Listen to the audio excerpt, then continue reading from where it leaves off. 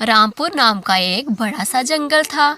उस जंगल में बहुत से पशु और पक्षी मिलकर रहते थे।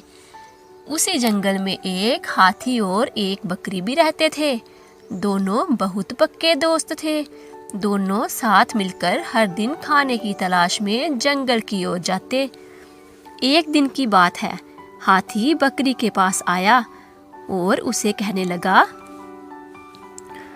बहन चलो आज खाने की खोज में चलते हैं। दोनों खाने की तलाश में चले गए। चलते चलते दोनों जंगल से बहुत दूर निकल गए। वहां उन्हें एक नदी दिखाई दी। उसी नदी के किनारे पर एक बेर का पेड़ था। बेर का पेड़ देखकर हाथी और बकरी बहुत खुश हुए। वह दोनों बेर के पेड़ के पास गए और फिर हाथी ने अपनी सूंड से बेर के पेड़ को जोर से हिलाया और जमीन पर ढेर सारे पके हुए बेर गिरने लगे। बकरी जल्दी जल्दी पके हुए बेरों को इकट्ठा करने लगी। उसी बेर के पेड़ पर चिड़िया का घोंसला भी था, जिसमें चिड़िया का नन्हा सा बच्चा सो रहा था और चिड़िया दाने की खोज में बाहर गई थी।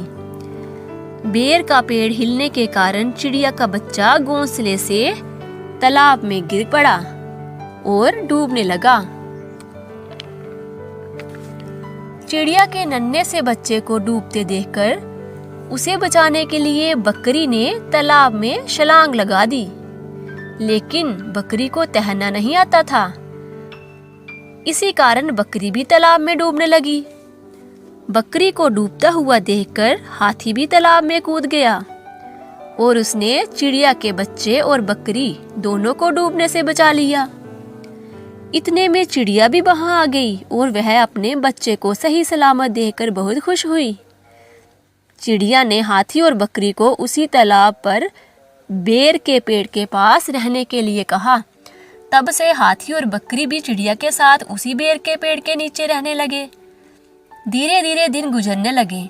अब चिड़िया का नन्हा सा बच्चा बड़ा हो गया था। चिड़िया अपने बच्चे को भी अपने साथ लेकर खाने की तलाश में जाती और जंगल में जिस पेड़ पर फल होते, चिड़िया उसकी खबर हाथी और बकरी को देती। अब हाथी और बकरी को खाना ढूंढने में कोई परेशानी नहीं होती। वह दोनों बहुत खुश थे। अब सारे मिलकर उसी बेर के पेड़ के पास रहने लगे।